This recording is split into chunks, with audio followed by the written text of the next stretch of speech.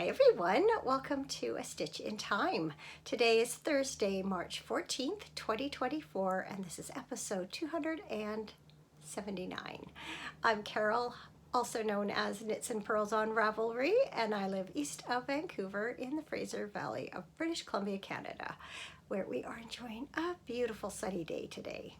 I hope you're all doing well, that you've had a good couple of weeks since we last spoke. I have managed to get a fair bit of knitting done, so I have a finished project to share with you. You may notice I am wearing it, and also 3 new cast-ons to talk about. So find yourself a project to work on, something to drink, and settle in for a little visit. Before I do show you my knitting, I do have just a few things to mention. One is that there are a couple of make-alongs taking place in the Ravelry group. One is a year-long chatter thread called Smash the Stash, and the other is a quarterly make-along, the first of 4 quarterly make-alongs this year, called Sweater Weather. And that one is drawing to a close in a couple of weeks. So if you haven't yet, you might want to try and finish up your garment before the end of March. But never fear if you do not. Just make a note of your starting post in the chatter thread, and then tuck it away and bring it out again at the end of the year for the All of the Above make-along. And if you started your garment during the Sweater Weather make-along, then you can finish it and qualify for prizes in the last make-along of the year. So I have one sweater that I am hoping to finish by the end of March, but you never know. Now that I finished this one, I do have a little bit more time to work on it, but I also have other plans. So we'll see. I'll talk about all about that in a minute. The other thing I just want to remind you is sock season is still going on and will until mid-April. So I've actually recorded the final episode earlier today, which felt a little bittersweet. And so there are 4 more episodes to come beginning this Sunday, and 4 episodes are 3 following after that. I think it's April 7th, I think, is the date that the last one will air. So hopefully you're still enjoying those. Chances are I'll still be wearing some socks after that time, but it seemed like a good place to end it. All right, finished projects. I am so happy to have finished my Coffee Break by Josée Paquin. That her company is You and I Knit. I started this back in the fall, and I saw a shop sample at Beehive Wool Shop in Victoria, and purchased the yarn and cast on right away, and then it kind of took a backseat to some other things leading up to Christmas, and was happy to get back to it in the new year after I finished my Killer Queen pullover. And so I knit it from 2 colors of Barocco Lannis Light. It is 100% wool, a special blend of South American wools. It is a non-superwash. Ravelry calls it a sport weight, and I guess it is because I did knit it up at 24 stitches per inch, which is what the pattern called for, but it felt lighter than that to me. I used 2 colors. This main warm red is called Cayenne, and then the white is called Snow Day.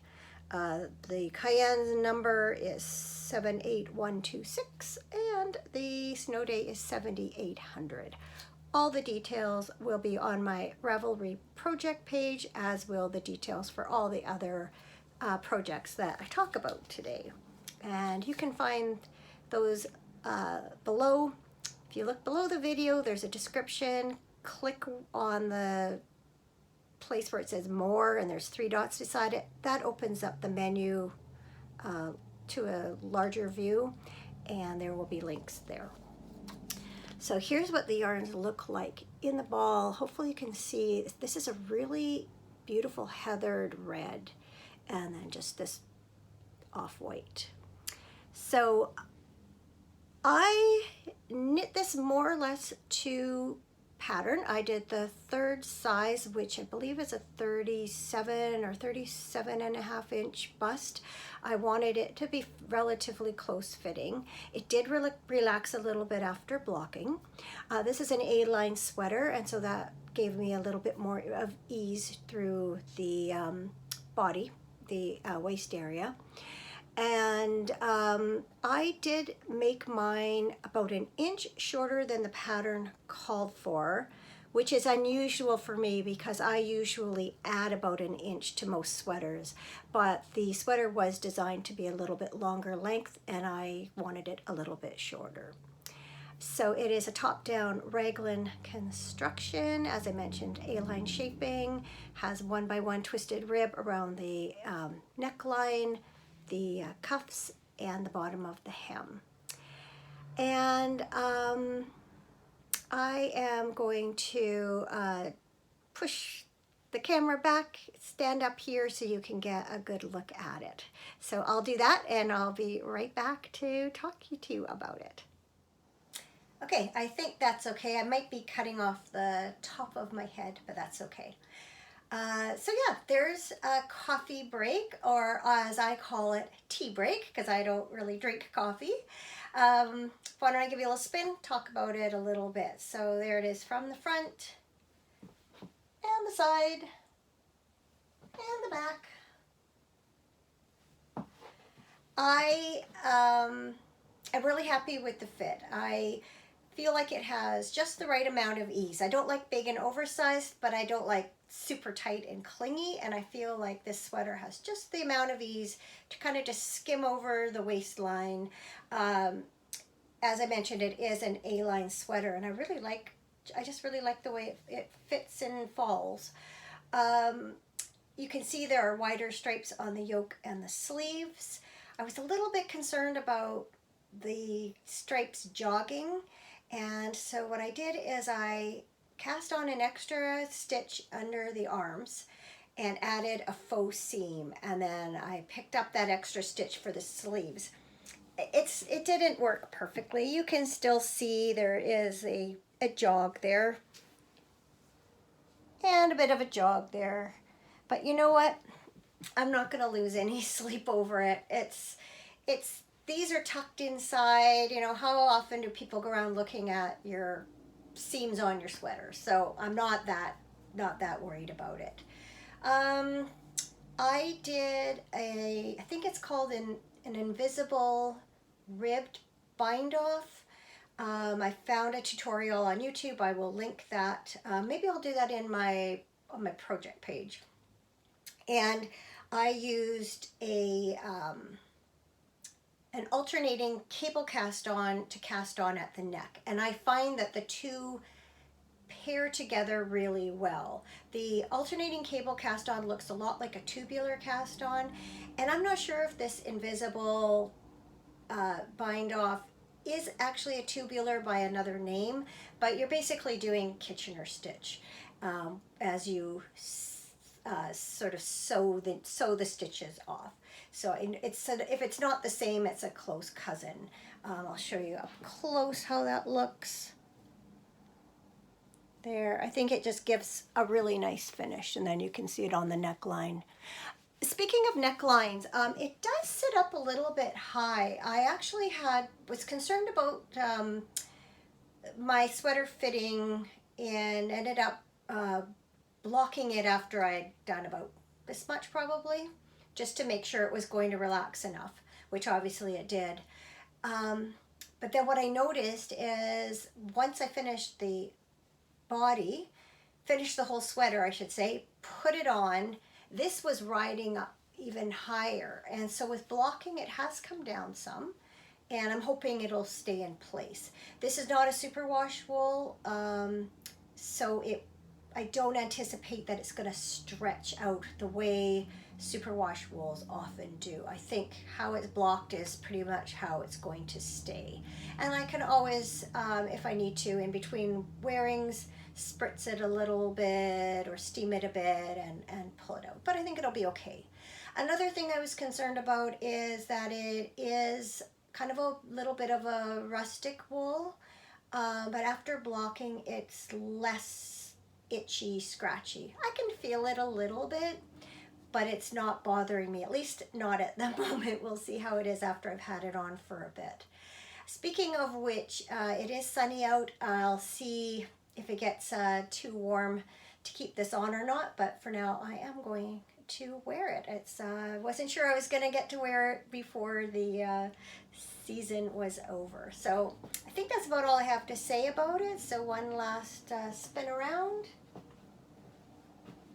Definitely would recommend the pattern. I think it was well written, easy to follow, and just a really cute, kind of a t-shirt like sweater.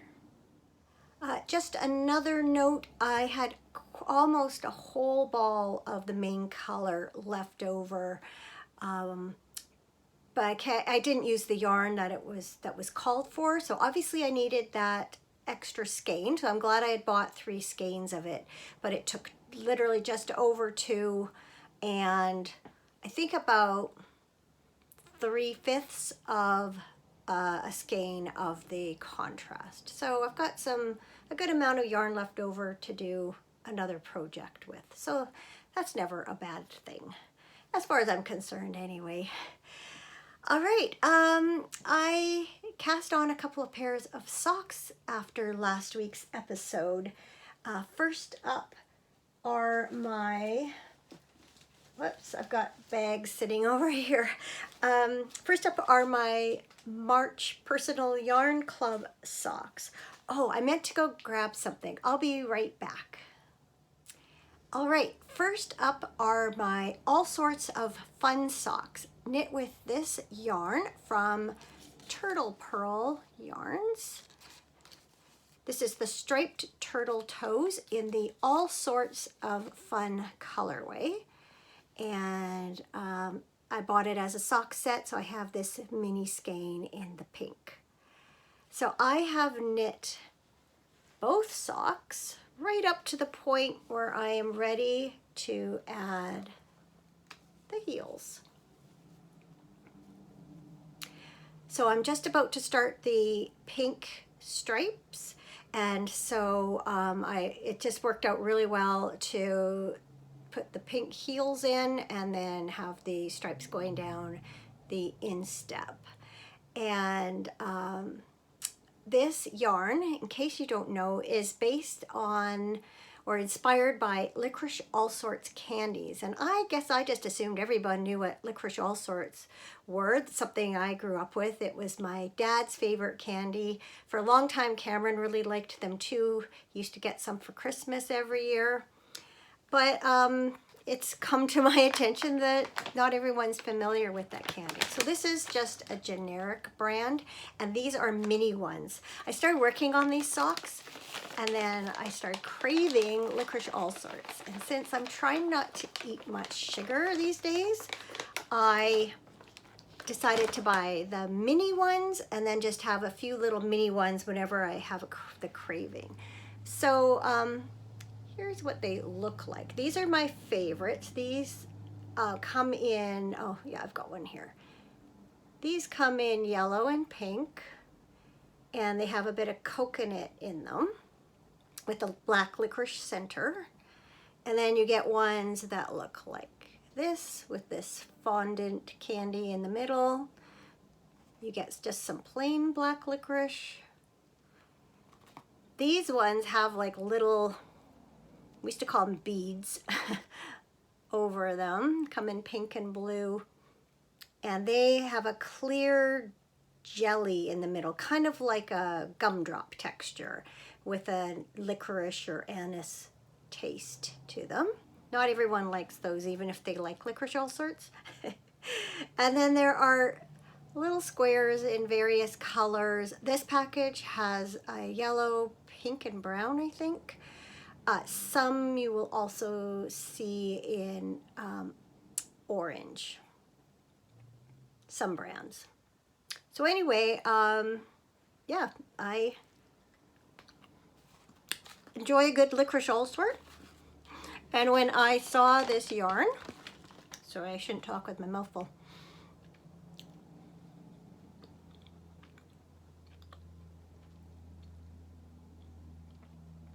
When I saw this yarn on Knit Sip Happy, which is hosted by Nancy Wheeler, I just knew I had to get some. And oops, I've dropped one on the floor. I'll just have to make sure I don't step on that when I get up. So anyway, she just really nailed it with this colorway, and these make me think of delicious candy and kind of make me think of my dad too. So winner all around. Plus I'm really liking the yarn. It's very lovely. I shouldn't have any trouble finishing those up in March. I've got a fair bit of visiting time coming up in the next week, and I imagine I'll get a fair bit of knitting done. It would be a good thing if I could get the heels done maybe tonight or tomorrow, and then I won't have to think so much. I'm going to do traditional heel flap and gusset on those socks. It's my usual 64 stitch top down on a 2mm needle. After that candy, I need a little tea break. All right.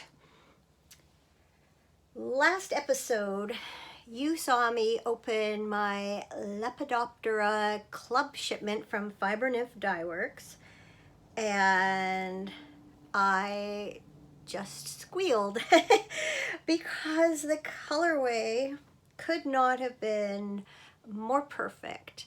This is Blue Morpho, which represents the Blue Morpho butterfly that lives in South America. And when we were in Brazil, we saw them in the rainforest. And they're these big blue butterflies, and they never landed. They just flew around, and they just went too quickly in order for us to get photos. And it was funny because I noticed them, and then Cameron later said the same thing. He says, I would like to get a picture, but I can't. And we both really, that was something we both really noticed. I think because they were so big and so different from the butterflies we have here at home. Anyway, I did wind that up and cast it on that night after I last recorded. But I'm going to take my time on these because I want the joy to last. So I have one that far, so this is just starting the second repeat, and I think I'm a little bit less far on this sock. Yeah, just finished one repeat there. Again, top down 64 stitch 2mm needle. I sort of debated about doing a pattern on both of these pairs of socks, but I just, I was just feeling the stockinette. And then this yarn came with 2 mini skeins. This one is Ventral Brown, so it's just almost a taupey color. And then this is called Dark Morpho, not Mofo. That's something else. Anyway, I'm going to use these for heels and toes, one for each. And then that way I will have enough left, I believe, of each colorway to do a square for my blanket alongside this yarn. So I should get a pair of socks and 2 blanket squares out of this yarn. So super happy. Look what a gorgeous turquoise that is. I think it's coming up pretty well. I think it's maybe slightly darker than is showing on the phone here, but very, very nice. And I don't think I mentioned, I think it's the bounce base. Yes, it is. So, yeah, loving it. And I put this project in this bag that I made for myself. And I did that because the bag is very spring-like, plus it has some butterflies on it. So I thought it was quite fitting.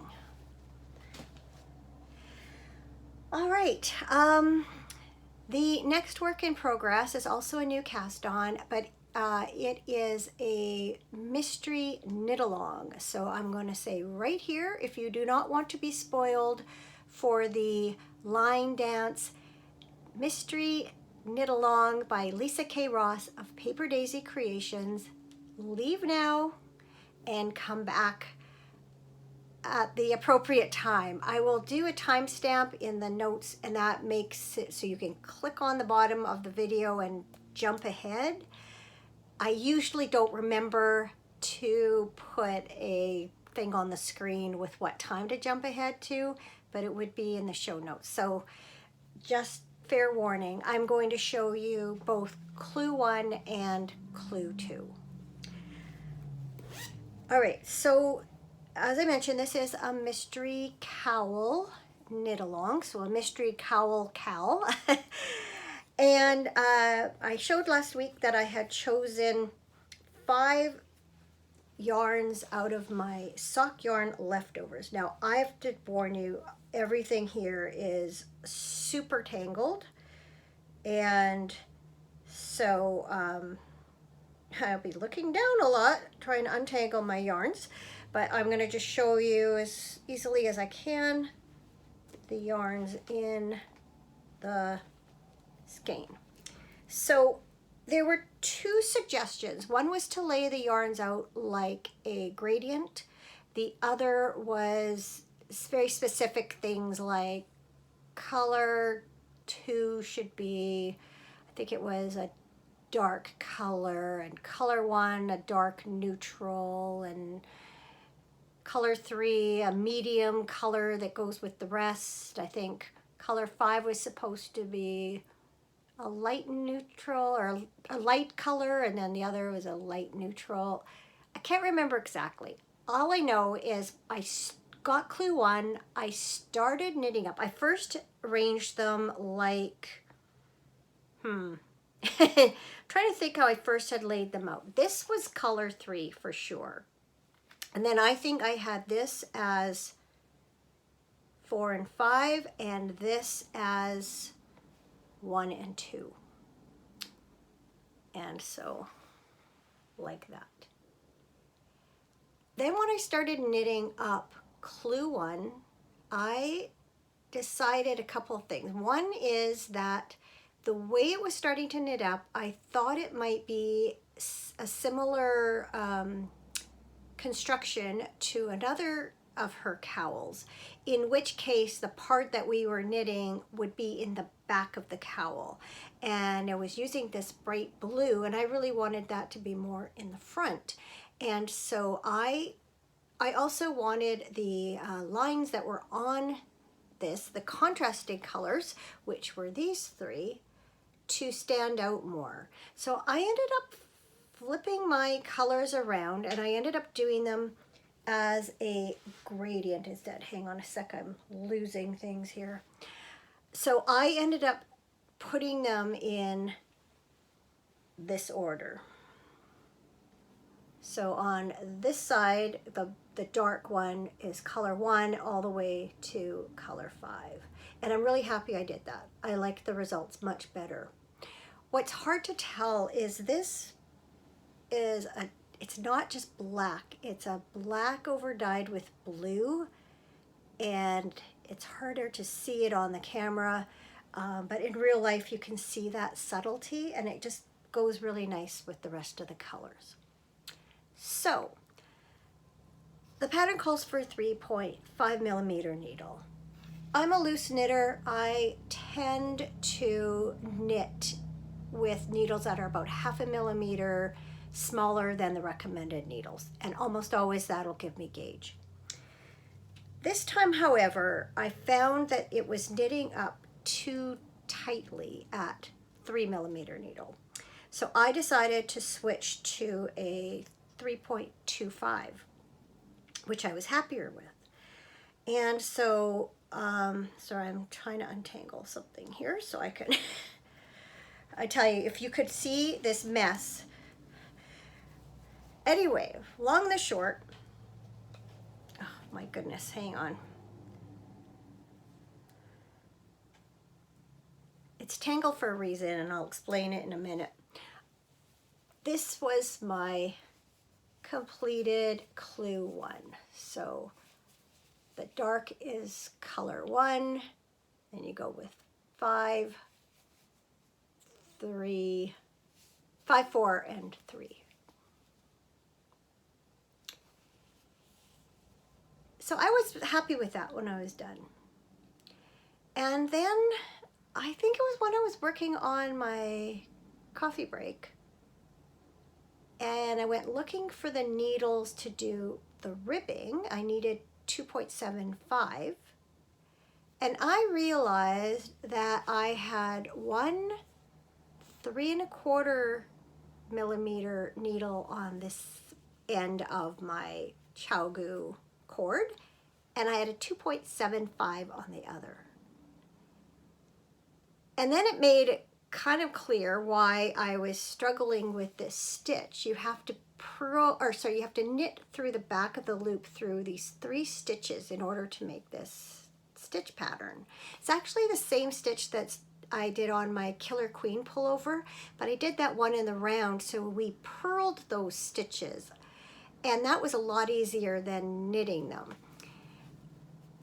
Anyway, all of a sudden I went, oh, that's why I had so much trouble, because I was putting a 3.25mm needle into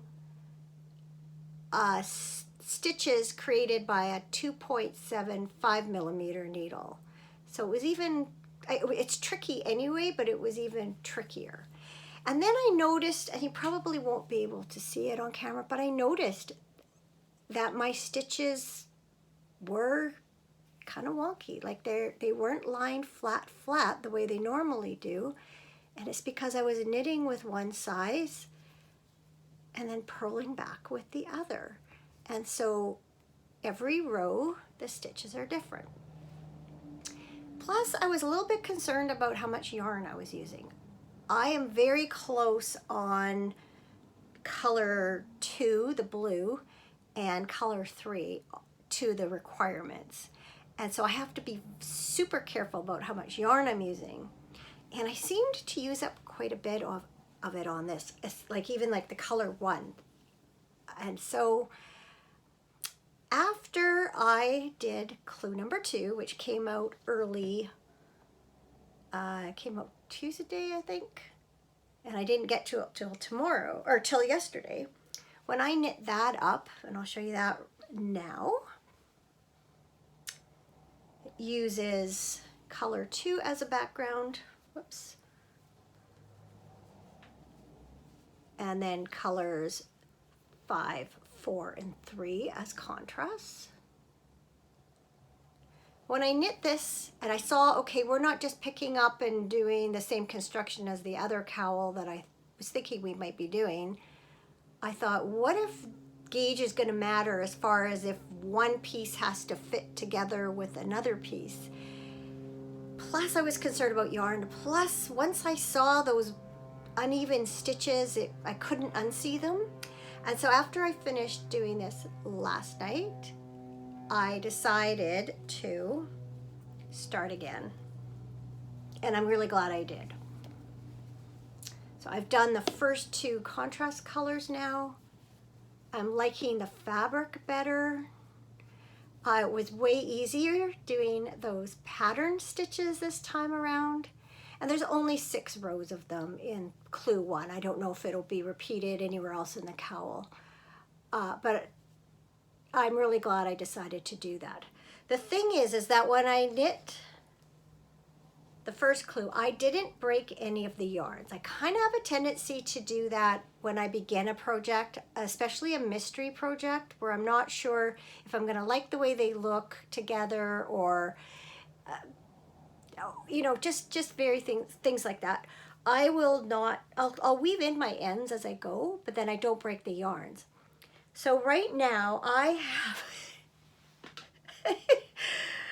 I did break the contrasting yarns on this one after I did those pattern stitches, but I still have the black yarn and color 3 attached to, well, I still have the black yarn attached to this one, and I'm going to have color 3 attached while I'm doing it. But the thing is because I was taking yarn out of both ends of the ball, I can't just right now undo this and wind it back up.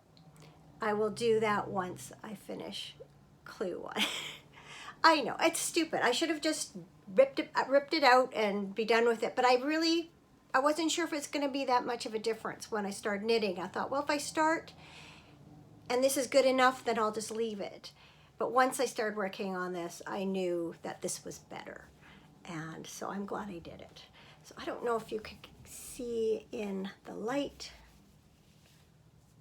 I guess you can see the light go through it. I'm just trying to see if you can see that blue cast to the yarn, because it really is pretty, and it picks up the blues in here and in here.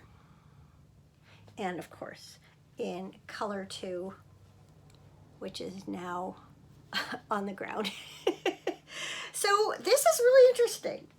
We have 2 triangles. One has this kind of curve at the top. We began it in a different way, and we were told to leave an 18-inch length of yarn. So I'm guessing we're going to be sewing something together, but I have no idea. But let's see if I can hold these up at the same time so you can see them. They're all rolling and stuff.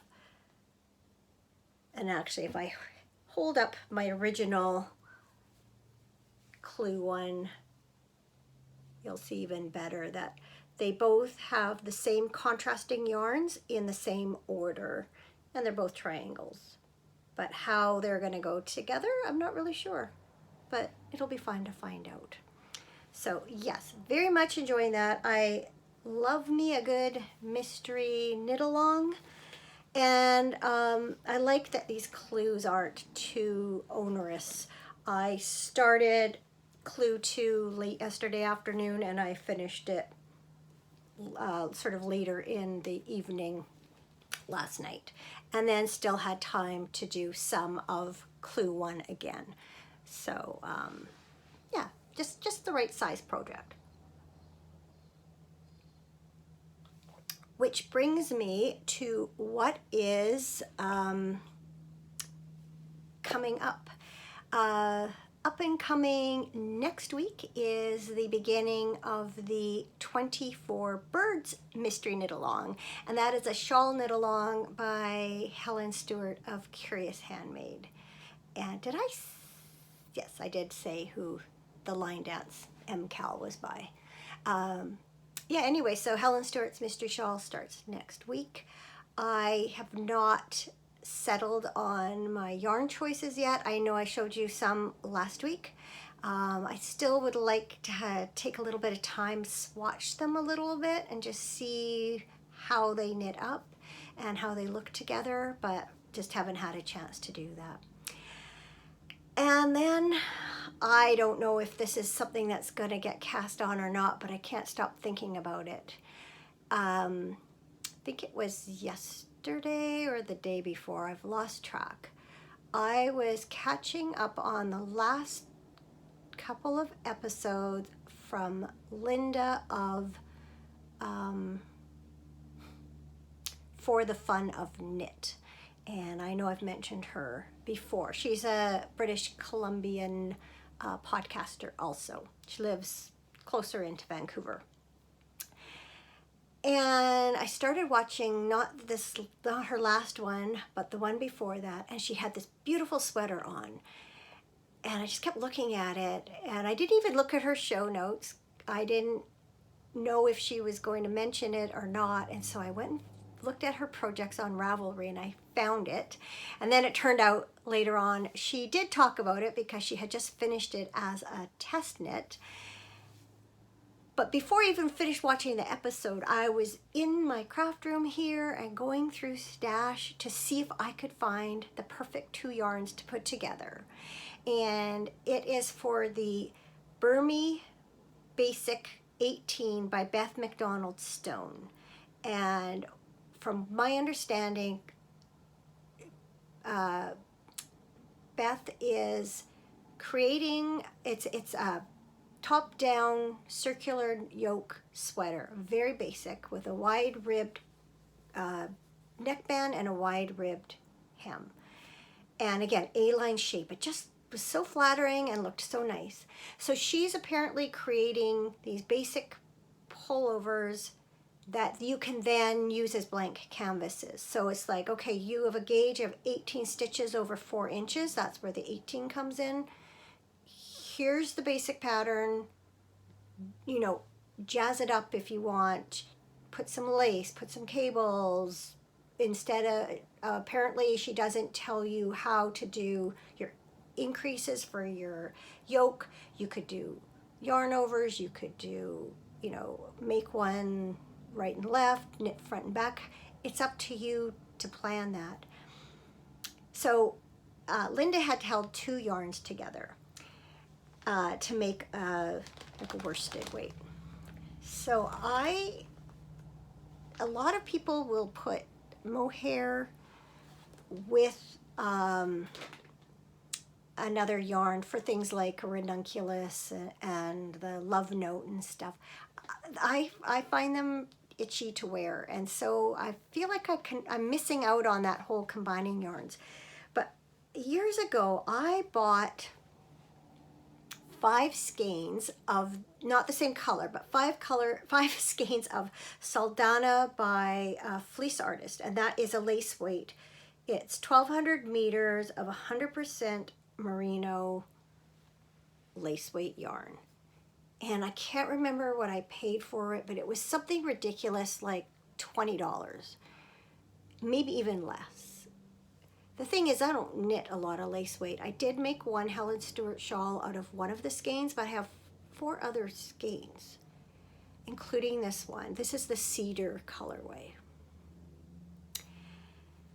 And I bought years and years ago 2 skeins of this DK weight yarn from the Mineville Wool Project, which my understanding is that is Fleece Artist under a different name. And this is a DK weight merino single ply yarn. Look at the sheen on that. And doesn't have a colorway. But I thought those 2 together, I bet would look amazing. So the question, do I or don't I? I have my Owen sweater that I really want to finish up by the end of March. I don't know if that's possible, but I want to give it a go. And then the accessory knit along, accessorize it. Oh, I forgot to mention that in the other part. Accessorize it starts April 1st. And that's, as you might imagine, accessories. And I need to get the thread set up for that in the next week or so. Anyway, that's when I plan to focus on accessories, not sweaters. Plus I have 2 other sweaters I want to knit this year that I already have got the yarn and pattern set aside for.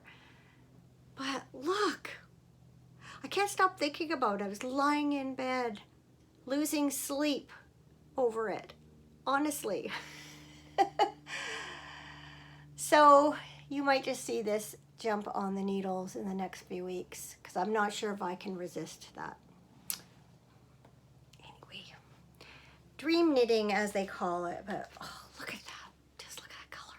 It's been sitting there just waiting to be the right project. I had something else in mind, but never did it.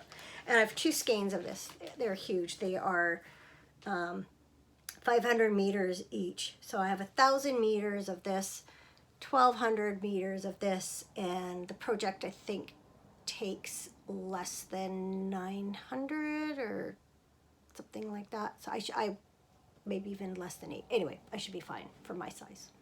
So we'll see, but it's gorgeous.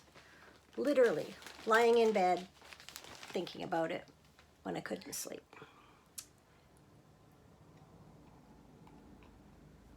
Okay, my life hasn't been exactly exciting, but it's been lovely. We've been watching a ton of curling again. It was the Brier, which is the Canadian Men's Curling Championships, which wrapped up over the weekend. So over the course of a week, we watched curling like every night. And then usually there's 2 or 3 games each weekend day. And so, yeah, that was fun. And then Women's Worlds start this coming weekend. So I see more curling in my future, which will be great for doing like stockinette knitting. That's when I knit the bulk of this sweater. Once I'd finished, what else was I working on? Oh, I don't know. I've lost track. Something else I wanted to get done. Oh, I guess my socks for February. In any case, this became my curling knitting. And so it was perfect because it's just round and round on the sleeves. Once I finished the sleeves, round and round on the body. I had to I kept the red just going, but I broke the white. Plus it's going on a magic loop. This was a kind of a pain, but then once I got onto the body, I didn't break the yarn, so it was like 3 rounds of one color, 1 of another, 3 of one, 1 of another, and it just kept going. And so that really helped me get through, kind of slog through the rest of this sweater, because it was a little bit of a slog. It's just plain stockinette and nothing super exciting going on, but I like the finished product. Anyway, I digress. So yes, there's been lots of curling being watched, lots of curling watching in my future. While curling itself as a sport that I participate in is winding down. So my last Tuesday morning ladies game is this coming Tuesday, followed by a league meeting, and then a lunch. And then our last Monday night curling, because I curl with Cameron on Monday nights, is the following Monday, the 25th. So 3 more games and then we're done for the year. But then ball starts in April, so I will be scorekeeping for that again while Cameron plays. Let's see what else. Yeah, this weekend, this coming next few days is gonna be so awesome. So I always say we celebrate my extended family, we celebrate our birthdays in bunches. And so we are celebrating spring birthdays this coming weekend, which is me, my husband Cameron, and my sister who lives in Toronto. And about a month ago, we were discussing when we were going to get together, and my Toronto sister piped up and said, guess who else is coming? And so she and her husband are arriving tomorrow, and they're going to stay here until Monday. Then they fly home Tuesday. And then my mom is also going to be here for the weekend. She's not staying with me. I have another sister who's picking her up tomorrow and bringing her back. She lives about a 3.5 hour drive away from here, depending on traffic and weather and all that. So yeah, we're all going to be together for spring birthdays. Tomorrow night, very good friend, like high school friend of my Toronto sister, Jacqueline. She got in touch with her, and she and her husband are going to pick Jacqueline up at the airport, drive her out here, and a bunch of us are going to get together and have drinks and dinner at a brew pub tomorrow night. It's actually, this friend indirectly brought Cameron and I together because my two sisters were friends with her, and then Cameron was friends with her husband and her husband's brother. And so this group of friends used to spend time together, and it's through that I met Cameron. And ironically, all the other people who were together then are not together now. So she and her husband split up. I met Cameron at my Toronto sister's first wedding. They're no longer together. And then my other sister, whose boyfriend was part of this group, they're not together either. So that was a long time ago. We're celebrating 40 years of marriage this year. So it was like 42 years ago that we met and got together.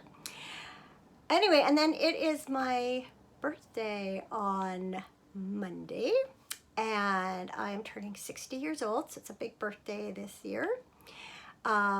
We decided, because it's our 40th anniversary and my 60th birthday, we weren't gonna do like parties and stuff. We're gonna do some kind of getaway or something together to celebrate both together. So we haven't figured that out yet. I think Cameron has something up his sleeve, because I was trying to initiate the conversation about where should we go, what should we do, and then he kind of said, just, I got it covered, okay? Stop talking about it, because it was making him uncomfortable, because he was trying to go along with me and pretend that he apparently, he hadn't already. Anyway, apparently he's planned something. We'll see. I'll let you know if I find out this weekend. Anyway, on Monday, my sisters and my mom and I are all getting together for either go out for lunch, or my younger sister's talking about doing a tea. She likes to cook and do fancy baking and stuff. And she's on spring break, so we'll see. But we are going to be together. So I can't think of a better way to spend my birthday than with my sisters, who are also my best friends, and my mom. And then we curl that night. I could take or leave that. I'd rather, I'm not going to not go because it's my birthday, but I'm more looking forward to the day stuff. Anyway, now that is all very good, but my something good for this week is it's starting to feel like spring. We had some colder, wetter weather earlier this week, and it is, sorry, I just had a message pop up on my phone. That's why I kind of looked distracted for a second. Yeah, today it's beautiful and sunny. It's supposed to be around 21 degrees over the weekend. So that's Celsius. So for Fahrenheit, averages or approximate is double, add 30. So about 70 degrees. So can't wait. It'll be lovely. There are crocuses blooming in my garden. Daffodils have some buds on them, and they should be open within the week, especially if we get sunshine. You can see a lot of the buds on the trees.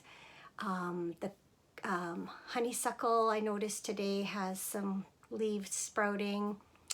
I love this time of year. I think we're all ready for warmer weather, and I just love spring for all the flowers and the blossoms and sunshine, blue sky, all those nice things.